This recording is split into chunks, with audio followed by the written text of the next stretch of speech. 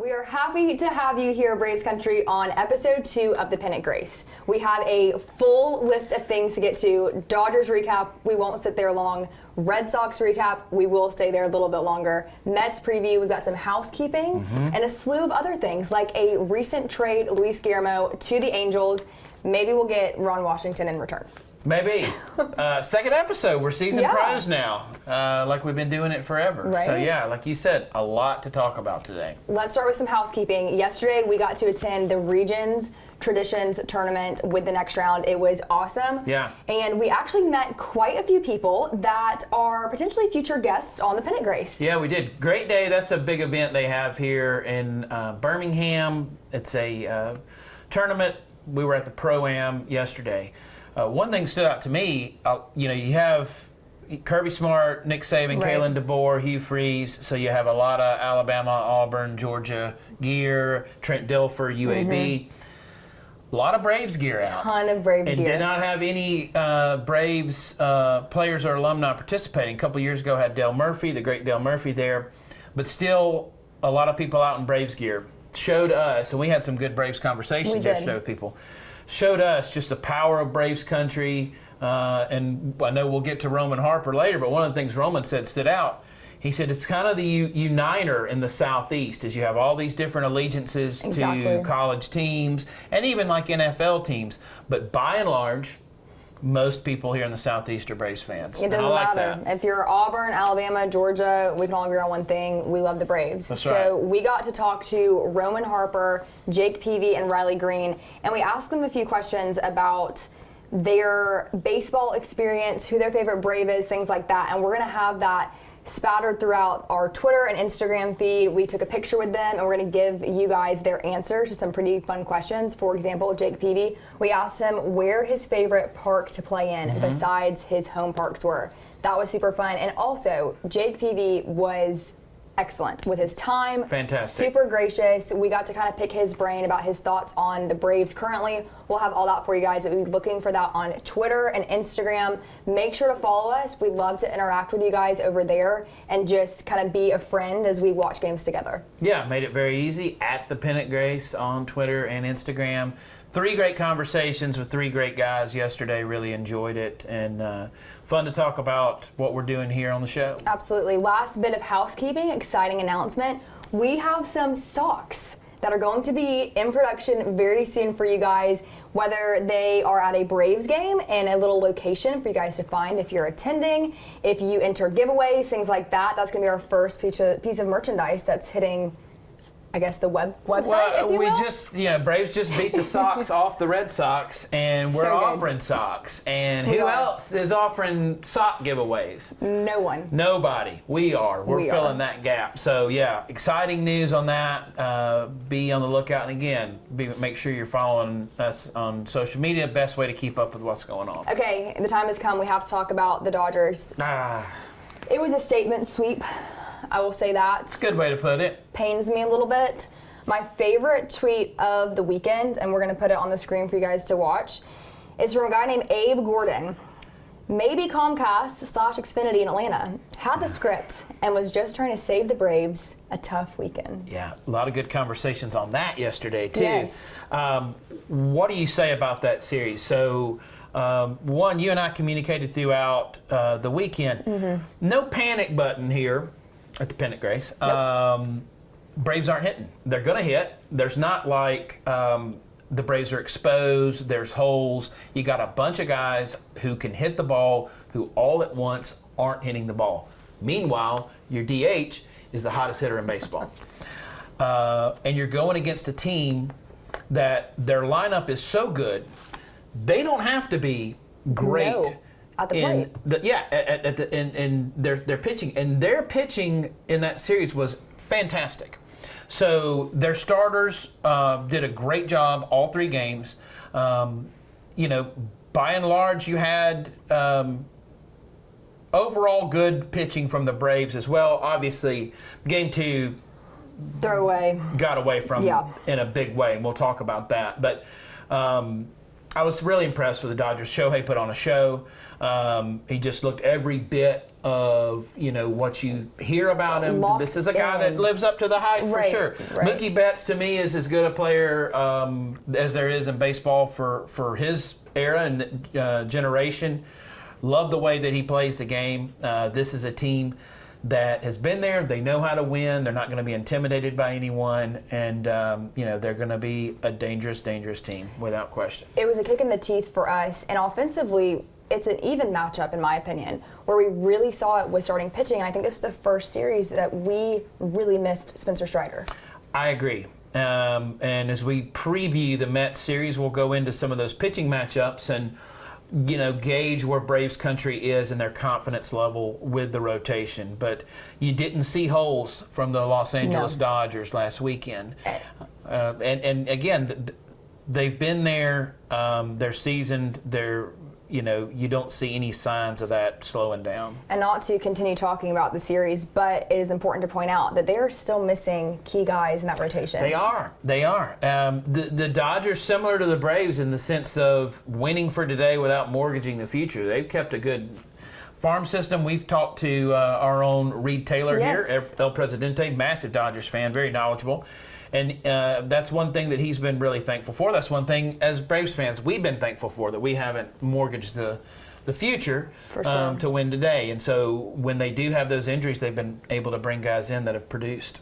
Moving on, Red Sox recap. We can spend a little bit of time here because there's no place like home. There's no place like home. Great to be back in Truist Park. 2-game series. You wish it was a 3-game. They played so well in those 2 games, but it felt different being at home. Was it a different team as what you saw in Los Angeles? And I wouldn't go so far as to say that. No, I agree. I don't think we're seeing any loss of ambition. We're not seeing any sort of decline in that. I just think that this is what the team looks like when they're firing all cylinders. The pieces are there. I think that's what we're both saying with this team. Yeah. Do not panic. The pieces are there. They're just not performing collectively. And last night and the night before, we're starting to see those wheels turning and getting back in a place where the lineup is doing what they should do. Defensively, oh my goodness, it's coming together. It was very hopeful for Braves country. I mean, if Marcel wants to do it on his own, he can. If you're hitting, multiple home runs in a game, that says a lot. But you saw some other clutch hits from some guys in that short 2-game series. You saw some good pitching as well. And like you mentioned, you saw some great defense. So good. One guy that's maybe unheralded a little bit, doesn't maybe get the attention that others do, is our shortstop, Orlando Arcia. And we've seen some incredible plays out of Orlando. We've seen some clutch hits out of Orlando. It's hard replacing a guy as popular as Dansby Swanson. Yes, that's exactly where I was going. And Braves fans saw Orlando, and I'm including myself in this, saw Orlando at best as a stopgap to bridge between Dansby and Vaughn Grissom. And Orlando just played himself into that role. And wish Dansby all the best. No problem with how that went down, by the way. Dansby took a better deal. And, with his wife and Chicago, it all worked out. Good for him. I think Braves fans are completely content at the shortstop position. Well, I think he's also bringing energy to the clubhouse that we need. And we talked about this yesterday. We keep referencing it because it's some great stuff that we talked about. But there needs to be an edge in our dugout. And I think that one thing I love about our guys is that we're often referred to as the good guys because you're not going to see a lot of mouthing, you're not going to see anyone charging them out. And sometimes, I don't know about you guys, that can be frustrating because I was like, guys, come on, we need to stand up for ourselves in a sense, or let's, get some emotion. And that's something that the Phillies do so well. We saw it last fall with Bryce Harper and Orlando Arcia. Yeah. And I would like to see Arcia kind of step into that role a little more, and we're seeing it in the clubhouse and in the dugout, game in, game out. More on that later, but a lot of dog in the Phillies, in a good way. In a good way, despite. And who's the hottest team in baseball right now? It's the Phillies. They have the best record in baseball. Braves have shortened that gap. It was starting to grow a little bit, but Braves find themselves in an unfamiliar position, second in the division right now. But if you look at what the Phillies are doing, it's incredible.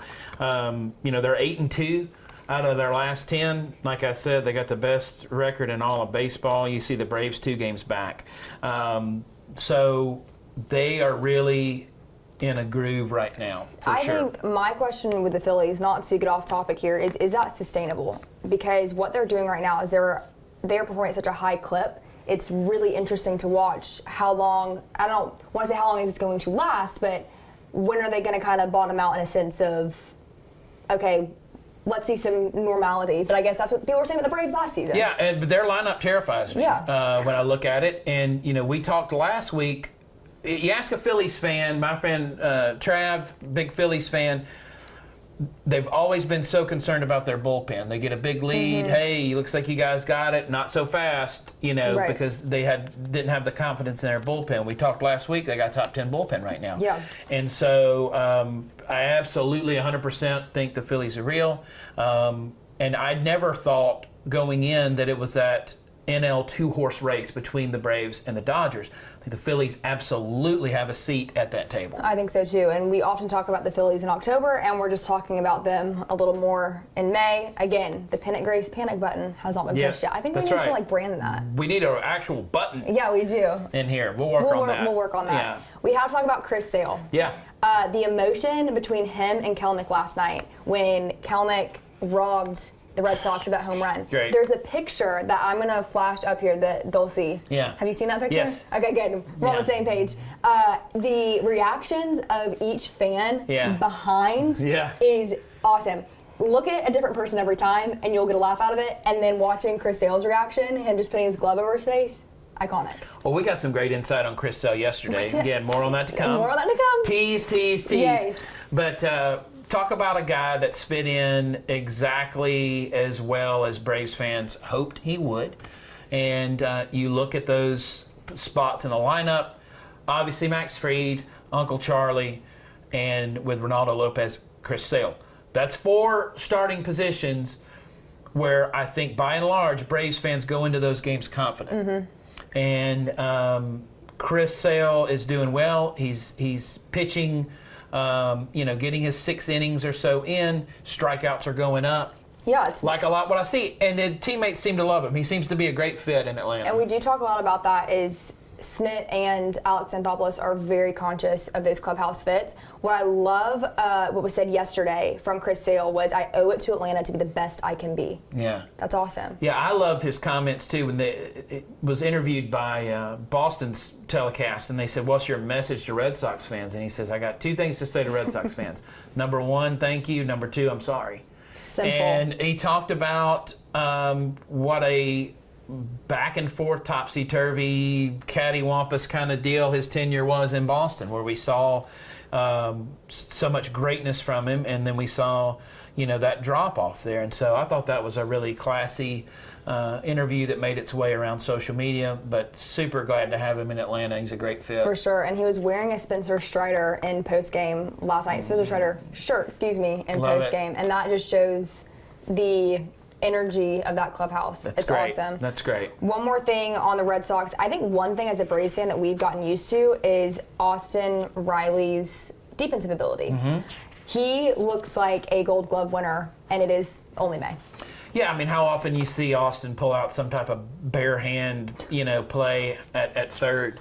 And I think it's especially rewarding, I don't know if that's the best word, but I think that's right for Braves fans, because there was that gap after Chipper Jones at third base, where we rotated that position quite a bit. Who is going to be that long-term guy? Austin Riley came in, looked the part, had a tremendous start, cooled down, and then did what was necessary to establish himself as, that perennial starting third base guy, a guy I think will spend his career making some all-star appearances, things of that nature. When he gets hot at the plate, look out. Moving on to the Mets preview, the Mets have a guy, Christian Scott. I had not heard much about him. I knew that he was their minor league pitcher of the year, but he is kind of keeping their pitching staff afloat amidst some injury, and we're going to see him on Saturday. Yeah, so the thing that stands out when you first see this guy is the ERA, because it's 1.35. And you're like, wow, how many starts has he had? Well, this will be a second start. Yes. So starting for the Mets in Game 2. And so obviously his first start went very, very well. Gets the raise. Yeah, interesting to see how he fares there. Mets are a 500 team right now, actually tied with Washington in that third spot. And I feel like there's always a level of knowing that the Mets are capable of going on a run. For sure. Right? And so I don't know if we see that this year. We've seen them spend a lot of money. We've seen them have a lot of bad luck. And I don't know what the culture is there in that clubhouse right now.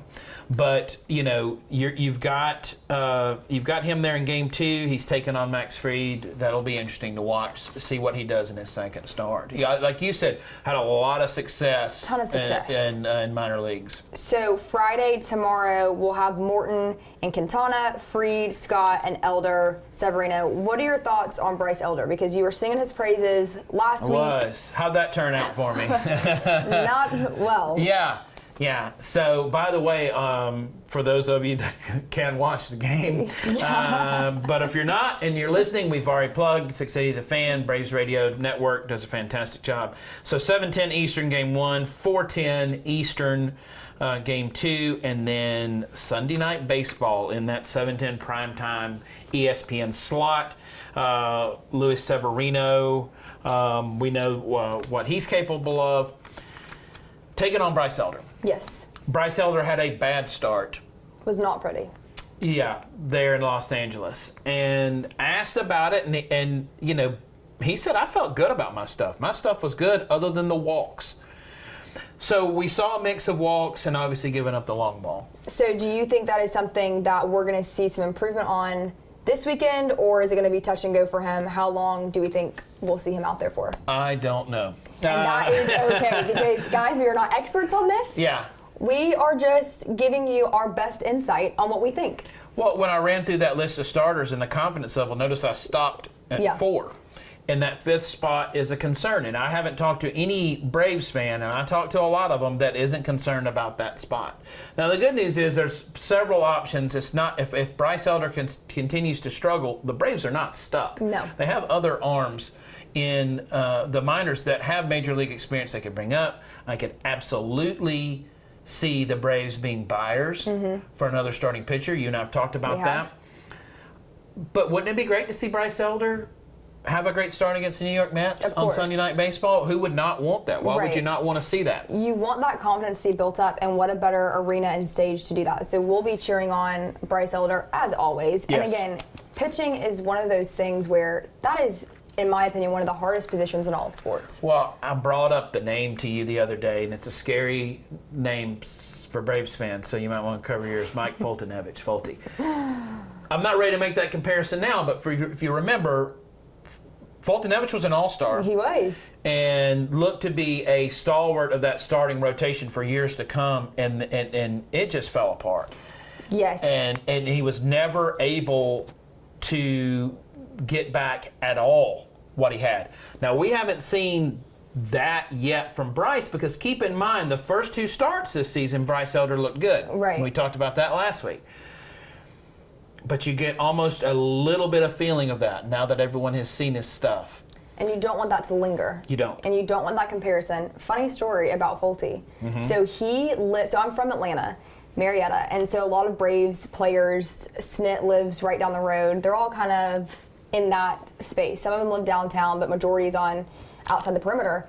And it was my senior year of high school. He was with the Braves. And there's a place in Kennesaw. It's called Tacos del Chavo. If you're ever in that area, you have to go. And it was our first time visiting. And we walk in, and we're all big Braves fans, and we see this guy. And we're like, that looks like Folty. No way. Tall guy. Tall guy. Right. And it turns out that that was his favorite spot in Atlanta. And for every spring training that he would go to, he would have them ship down the meat that they cooked with. Love it. And that was what he ate during spring training. I love Tacos del Chavo. If it's good enough for Folty and the Braves, it's good enough for you. Yeah. It is awesome. So, little restaurant recommendation there.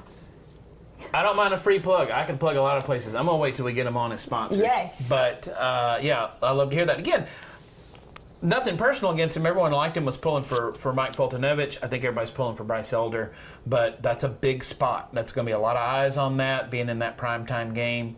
I'd love to see him do well, but, I'm not going to make a prediction this time. Well, that wraps it up for us over here at the Pennant Grace. Again, few things, and make sure you're following us on the Pennant Grace on Instagram and Twitter, also known as X. And we want to see where you guys are watching these games over the next week. You might be featured up here, and we'll show Braves Country the best setup. If you're going to the games, let us know. We would love to get some recommendations for you guys on different foods to try, different things to do in the Battery. We want this to be an interactive experience with our listeners, because the goal of this is to feel like we're all just hanging out, talking about the Braves like you do at lunch, after church, those kinds of things. Yeah, keep submitting questions. We're definitely going to get to Yes. those. We're going to answer those on the show for sure. Anything that you want to see discussed, make sure you drop us a line, let us know. And we will see you back here next week. We'd love to have you, Braves Country.